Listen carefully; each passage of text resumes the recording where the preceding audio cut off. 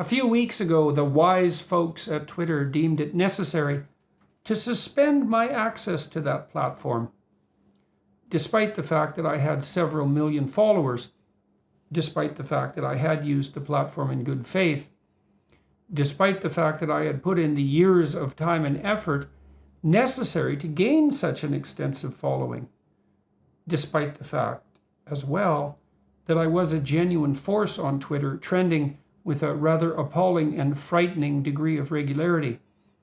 In many ways, I'm your monster, sir. The reason for the suspension? It's not exactly clear, because very little is exactly clear, Mr. Agrawal, with regard to your social media network, apart from the fact that you allow an awful lot of misbehavior. What with the appalling proliferation of anonymous and near-demonic trolls and bots and professional manipulation of the public space by actors such as the Russian and Chinese governments, and the proclivity of your own people to censor only those voices they don't agree with politically.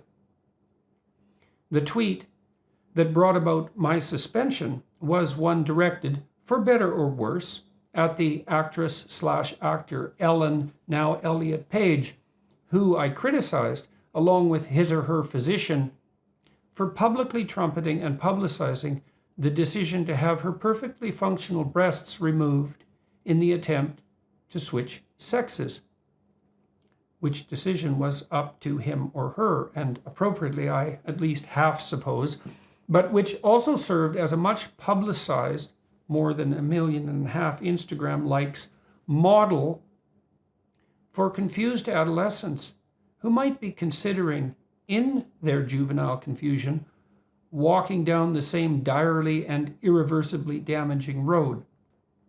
I don't think for a moment that it was even the criticism per se that resulted in my ban, but my use of Ellen's original name, a practice which the exceptionally active, yet exceptionally tiny and noisy and endlessly troublesome trans activist so-called community has decided to term dead naming, and which has in consequence become, by their anarchic and presumptuous fiat, the modern equivalent of a mortal sin. But I don't know, do I? Because your idiot policies of arbitrary exclusion are unbelievably and appallingly ill-defined. Thus, I am not granted the opportunity to face my accuser or accusers. Is there just one? Are there many? Who are they exactly? Are they inside or outside of Twitter? Why have they been granted this decision-making power? And I continue not to know, even though I followed your equally ill-defined and parameterized appeal process with regard to this censorious and judgmental action, undertaken in the shadowy background of your equally shadowy company, as I have yet to hear anything at all from the powers that be at Twitter on that appeal front. But I know absolutely that you know personally of my suspension, and that you have been questioned about that, because I have been told by a very good and exceedingly influential friend of mine who spoke directly to you very recently, that he asked you just exactly what in hell you were thinking when you banned me. And I also have heard that an equally or even more influential person, with whom you have also recently had very public dealings, which did not turn out well for your company, has raised exactly the same concerns. And I also know that your demented and presumptuous minions have their eagle eye on my account, or that a coterie of influential activists is monitoring my online behavior on Twitter assiduously, despite my banning. How exactly have I come by this information? Well, 2 days ago, I deleted the Ellen Page tweet. Why? When I said quite publicly that I would rather die than do so.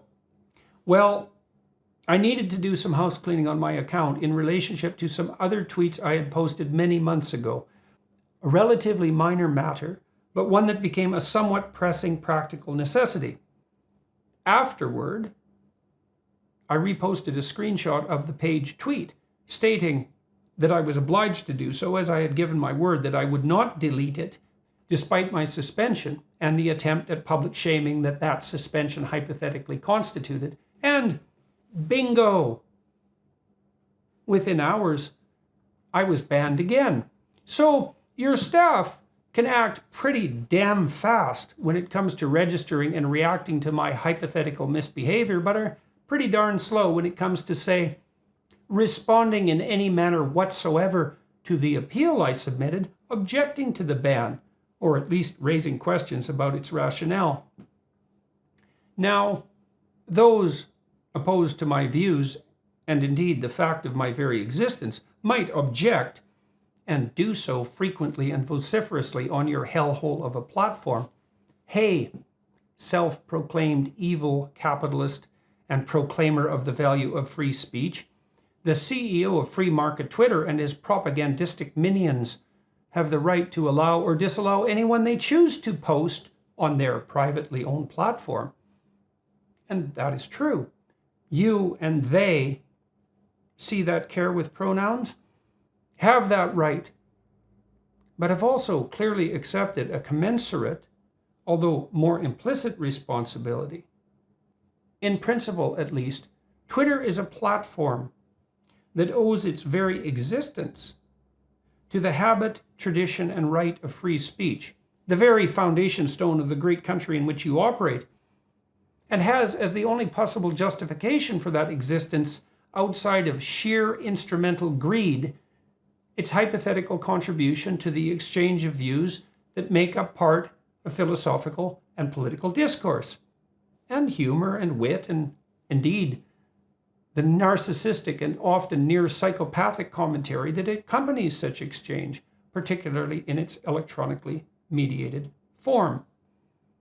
And I would say that your company does a remarkably and singularly bad job of bearing that responsibility, as your former security lead has just fortuitously pointed out in an interview in Time magazine, which is not exactly a bastion of the conservative or even classic liberal thought that you seem to oppose so randomly, arbitrarily, casually, high-handedly, and inappropriately.